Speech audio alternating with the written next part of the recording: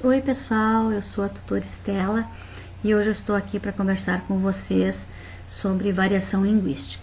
Então, a língua portuguesa, ela é uma unidade composta de muitas variedades linguísticas que já passaram por centenas de transformações, muitas transformações. E essas transformações, elas se ligam de acordo com a classe e com a época em que o indivíduo vive. Quando nós falamos em variedade linguística, nós temos que levar em conta que o Brasil é o quinto colocado entre os maiores países do mundo, com 4.180 quilômetros em linha reta, do Oiapoque ao Chuí, com 200 milhões de habitantes. Então, num país com o número populacional do Brasil, seria muito difícil que todas as pessoas gostassem das mesmas coisas e falassem a mesma língua. Então é muito comum ter estados que as pessoas gostam mais do frevo, outros que gostam mais do samba, outros que gostam mais da música gaúcha, né? Isso também ocorre com a língua. E não dá para nós esquecermos que no Brasil há uma diversidade de etnias com variados sotaques, né? Isso vem acrescentar uma riqueza imensa para nossa língua. Eu gostaria de colocar para vocês os fatores que influenciam essas variedades linguísticas, essas transformações. Eu posso dizer que, por exemplo, o fator situacional ou diafásico é um deles. Que variação é essa? Variação situacional. É aquela variação de que eu vou usar um vocabulário, de que eu vou usar uma língua, por exemplo, quando eu estou conversando com os meus filhos em casa. E eu não vou usar essa mesma forma de falar quando eu estiver conversando, por exemplo, com o meu chefe, com o meu grupo da faculdade, né? Então, essa é a situacional. Outro fator que influencia essa variação é o geográfico ou diatópico, melhor dizendo, que é aquele que ocorre de acordo com a região onde nós moramos. Por exemplo, em alguns lugares se fala pipa, em outros lugares se fala papagaio, e em outros ainda pode-se falar pandorga, né? Aqui eu fiz um mapa, né? Dá para vocês verem aqui, ó, todo ele, mapa do Brasil, né? E eu escolhi para ilustrar o meu trabalho hoje a palavra, deixa eu ver se eu consigo colocar bem pertinho para vocês aqui, cacetinho. Olhem aqui.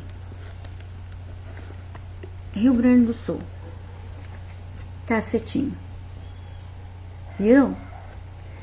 Já em Santa Catarina, eu vou falar Santa Catarina, onde anda? Aqui. Pão de trigo. Olha. Tá vendo? Em São Paulo, eu já vou usar pão francês. Ó, então, Rio Grande do Sul, cacetinho. Santa Catarina, pão de trigo. São Paulo, pão francês. Mas eu posso continuar ainda vendo mais modificações. Em Sergipe, eu vou falar... Olha Sergipe aí, encontraram? Olha ele aqui. Pão Jacó. Estão vendo só? Na Paraíba, eu vou usar pão aguado. Olha lá. Pão aguado. Viram? No Ceará, eu vou usar a palavra carioquinha. Vejam só a diferença, né? Carioquinha. No Maranhão, eu vou dizer que ele é pão massa grossa. Olha onde é que eu já ando, lá no Maranhão. Ó. E no Pará, eu vou dizer que ele é pão careca. Pão careca. Olhem só onde é que eu fui parar, lá no Pará. Então vejam, aqui no Rio Grande do Sul, cacetinho. no Pará, pão careca. E, no entanto, é o mesmo cacetinho. Em todos esses lugares aqui, ó, que nós colocamos nomes diferenciados, é a mesma coisa, todos eles são cacetinho. Viram? E eu posso colocar para vocês mais exemplos ainda. Por exemplo, eu posso colocar o exemplo da mandioca, né, no Rio Grande do Sul. Posso colocar o exemplo, mandioca, onde está? Do aipim, também no Rio Grande do Sul. Vejam, né?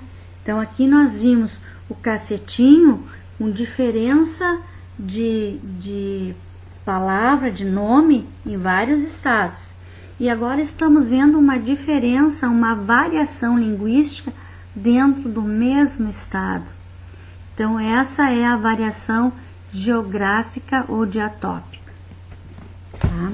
Ainda a gente encontra outra variação, que seria a variação histórica, que é aquela em que eu vou mostrar para vocês aí, né, farmácia com PH, teatro com TH, e vou contar para vocês, né, algumas coisas interessantes da minha cidade. Pessoal, estamos aqui no centro da cidade de Itaqui e eu gostaria de mostrar para vocês alguns exemplos da variação linguística, onde o fator que a faz ocorrer é o fator histórico. Aqui nós estamos na frente de um prédio. Mostra, Carolina. Sai. Enquanto a Caroline vai mostrando para vocês o prédio, eu gostaria de colocar que esse prédio, antigamente aqui era uma farmácia. Claro que hoje em dia já é um prédio usado com fins comerciais. Houve uma reforma no prédio, mas foi mantido. É uma característica, inclusive, aqui do pessoal de Itaqui, manter, né, as características dos prédios quando eles reformam. E esse prédio aqui, ele mantém nos anos de 1800, porque a fachada ela foi intocada, né? Essa palavra tem o início PH. Em 1911, ela sofre uma alteração com a reforma ortográfica que ocorreu naquela época, assim como outras palavras também. Eu quero mostrar mais um pouquinho para vocês. Deu. Na frente do Teatro Przewodowski, que é um dos outros prédios que ainda mantém a palavra teatro antes da reforma ortográfica. Dá uma mostrada pro pessoal, Caroline, a palavra teatro. Ai, mãe.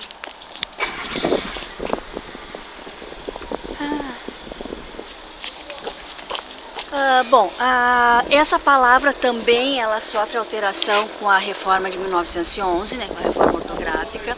E esse teatro é um dos teatros mais antigos do Brasil e da América do Sul.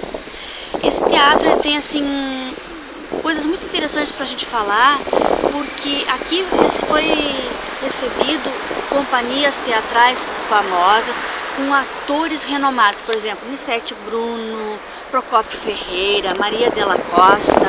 E esse pessoal que vinha à nossa cidade, eles colocaram o apelido de Pequena Paris para a cidade aqui, quando eles vinham visitar.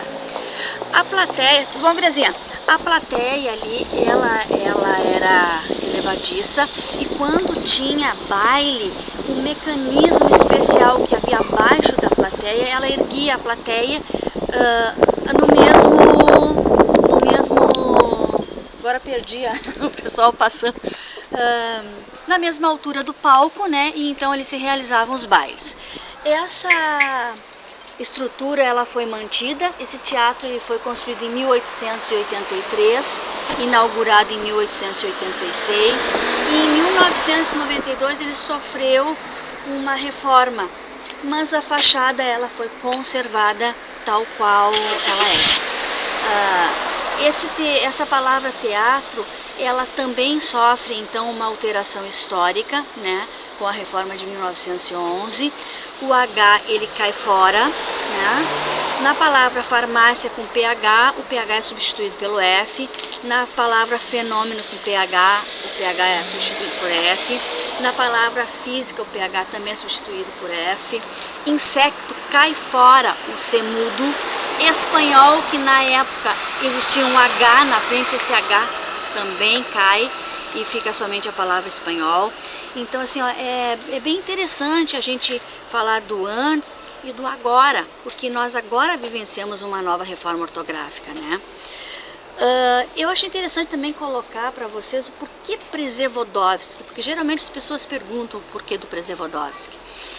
Em 1883, antes de ser fundado esse teatro, aqui na cidade morava um capitão-tenente que se chamava Stanisław Przewołowski, que ele era da Marinha e fazia parte do batalhão do seu Stanisław, um médico chamado Pampilo Carvalho. Esse médico ele era muito querido na cidade e também na cidade de Alvear.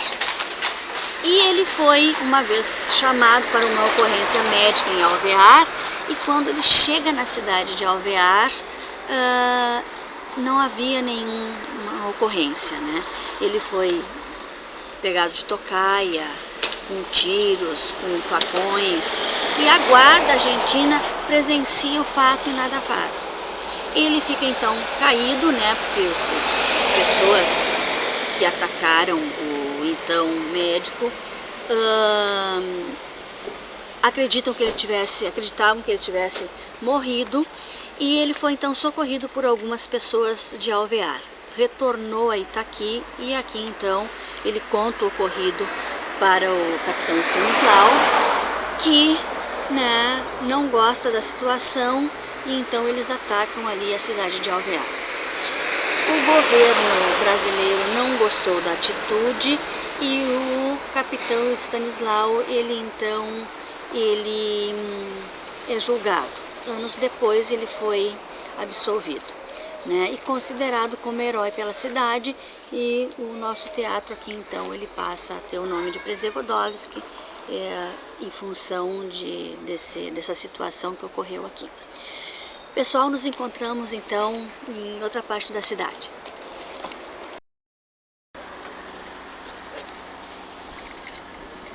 Pessoal, agora eu estou aqui no Porto de Itaqui, né? Quero mostrar para vocês ali de bonito que tem esse porto, assim, a única coisa que nos separa da Argentina é esse rio. Aqui vem a barca fazendo a travessia com alguns caminhões, né? Esse rio é o rio que o Dr. Pampilo atravessou quando ele foi fazer o atendimento, né, lá na Argentina. Bom, eu gostaria de encerrar então aqui no Porto, ainda colocando sobre a reforma ortográfica atual, né, que vocês sabem que nós vivenciamos agora uma reforma ortográfica. Assim como a reforma ortográfica de 1911, que fez toda uma mudança em algumas palavras, vossa mercê passou para vós-me-cê passou para você, que veio também da história dos Inconfidentes. Este ano nós então, como é que eu vou dizer assim, passa a vigorar a reforma ortográfica que nós vivenciamos. Em 2016, as pessoas que não estiverem ainda, né, adaptados com essa reforma, infelizmente, por exemplo, palavras como geleia, traqueia, tramóia, né, que são os ditongos abertos, paroxítonas, que caiu a acentuação, se acentuar, infelizmente, é considerado errado. E naquela época também, quando caiu fora o H da palavra farmácia, o H da palavra teatro, todas as pessoas tiveram um tempo de adaptação para a nova regra ortográfica, e hoje nós vivenciamos esse fator de variação linguística. Quem sabe daqui a alguns anos mais, né, não serão os nossos netos que vivenciarão alguma outra reforma ortográfica. Isso a gente vai ter que aguardar para ver. Bom, eu encerro essa parte então de um dos fatores, que seria o fator histórico. Eu espero que vocês tenham gostado, né? Porque aqui na nossa cidade nós temos essa possibilidade de mostrar para vocês que realmente essas palavras elas faziam parte do cotidiano. Encontro vocês lá na minha casa para encerrar o nosso assunto das variações linguísticas. E encerrando, eu gostaria de falar para vocês sobre a variação, o fator que faz a variação, que é o sociocultural ou diastrático, que é aquele onde eu uso a norma culta da língua, né? Que eu uso a norma culta, que são... Quem é que usa a norma culta? São aquelas pessoas que sabem empregar as regras gramaticais corretamente. Ela se importa com esse uso das regras gramaticais e então ela faz uso delas. Mas existe também a norma coloquial ou informal, que a pessoa não está interessada em fazer uso da regra, mas ela está interessada que a pessoa entenda. Então é muito comum, por exemplo, assim, nós professores, né, na sala de aula, você não vai usar um vocabulário rebuscado para o seu aluno, porque senão ele não vai entender o que você está passando, a mensagem que você quer passar para ele. Então, nesse momento é interessante que a gente faça a escolha, né, priorize, digamos assim, uma linguagem mais coloquial. Bom, pessoal, eu acho que seja isso, né? Espero que vocês tenham gostado da minha apresentação. Exemplos há muitos na música, né? Com a Dona Irã Barbosa, com tantos outros, né? Chico Buarque. Tem tantas músicas que daria para se exemplificar e a variedade linguística, mas eu não quis cansá-los. Eu acho que o material que eu estou ofertando para vocês é bem interessante. Eu espero que vocês tenham gostado, né?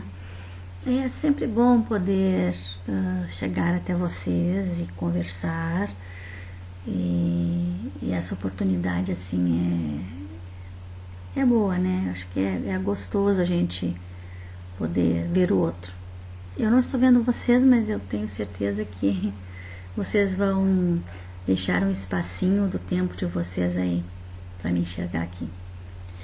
Um abraço grande para todos, é um prazer imenso estar fazendo parte alguns minutos da vida de vocês. Um beijão, fiquem com Deus.